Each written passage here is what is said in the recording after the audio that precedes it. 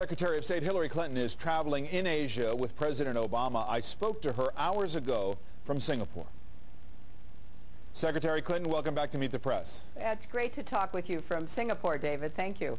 Let me begin by something that's very controversial back home. As you well know, the decision by the Attorney General to transfer some of the high-profile prisoners from Guantanamo Bay, from the prison there, the self-proclaimed perpetrators of 9/11, Khalid Sheikh Mohammed, and make them stand trial in New York. As you know, the reaction has been fierce on Capitol Hill among mostly Republicans, but some Democrats too, saying that there's no reason to give these prisoners the rights of the common criminal. On the other side, you have Mayor Bloomberg of New York saying that it's the right thing to do to make them stand trial just a few blocks away from where the World Trade Center stood. Where do you stand on this? Well, David, this was a very comprehensively examined decision that the Attorney General and the Department of Justice and the Department of Defense reached in who would be tried in federal court, who would be in the military commission system that the Obama administration has revised. And, you know, I'm not going to second-guess any decision that the Attorney General made, but I think it's important that Mayor Bloomberg, that our law enforcement officials in New York, you know, all believe that New York City not only can handle this, but that it is appropriate to go forward in the very area where these people launched this horrific attack against us. You know, I was a senator from New York, and I want to see them brought to justice. The most important thing for me is that you know, they pay the ultimate price for what they did to us on 9/11. And if the Attorney General and veteran prosecutors think this is the best way to achieve that outcome, then I think that you know, they should be given the right to move forward as they see appropriate. Do you agree with those who say that this exposes New York City to unnecessary risks of terrorism?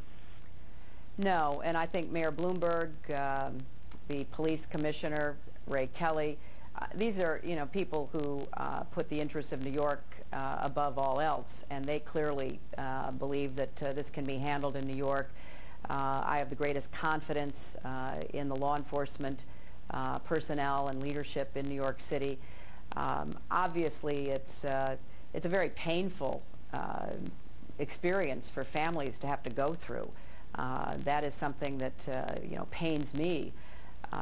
You know, but we are a nation of laws, and we have two different venues for holding these people accountable: the military commissions and our federal courts, and the individual decisions that the Justice Department and the Defense Department have made, along with the advice of veteran prosecutors, I think should be respected.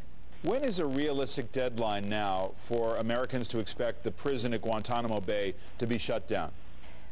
Well, I think as soon as possible, but obviously there are some challenges. You know, I think that every American should understand that closing Guantanamo was a commitment that President Obama made.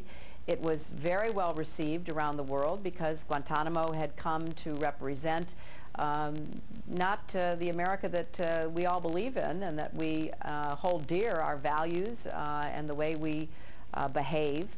And so closing it is a commitment that the President made that he will follow through on. The timing is kind of dependent upon how we answer all these other issues. Let me move on to another big issue, and that's Afghanistan. When are we going to hear the President's decision about whether to send more troops? I mean, the President is going to be making that decision when he is ready to announce it. I think he stopped at Elmendorf Air Force Base in Alaska on his way to Asia. And I know that he told the troops there that he's going to make a decision that will, you know, give them the support they need for the mission that he asks them to fulfill, and that he's also going to make the case to the American public both to support the mission and, as always, to support our troops. Let me zero in on a key issue here, and that, of course, is the issue of how many troops. We know General McChrystal's requesting 40,000 troops or perhaps more. General Eikenberry, the U.S. ambassador to Afghanistan, weighed in on this topic, and it was reported on this week, as you well know. This is what the Washington Post said on Thursday, and I'll read it for you. The U.S. ambassador in Kabul sent 2 classified cables to Washington in the past week expressing deep concerns about sending more U.S. troops to Afghanistan until President Karzai's government demonstrates that it is willing to tackle the corruption and mismanagement that has fueled the Taliban's rise. The ambassador also has worried that sending tens of thousands of additional American troops would increase the Afghan government's dependence on U.S. support at a time when its own security forces should be taking on more responsibility for fighting. It's been reported that you actually support as many as 30,000 additional troops being sent to Afghanistan. Obviously, Ambassador Eikenberry reports up to you. What is your response to those cables and to that point of view? Well, David, of course, I'm not going to discuss any of the confidential advice that anyone has provided me or the President during this process.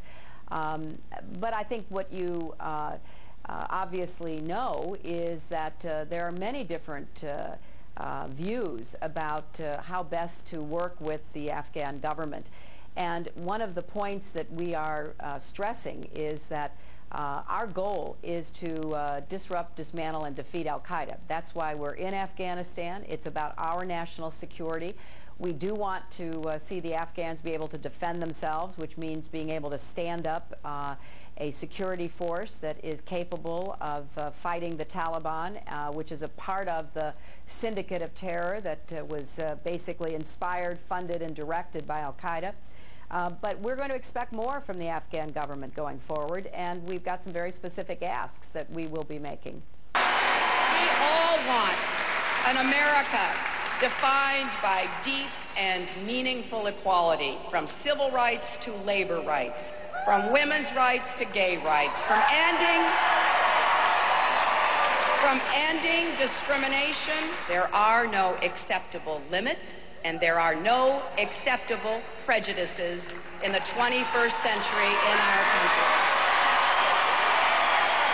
We have a common task and a common challenge. Why can't we see that we are all in this together?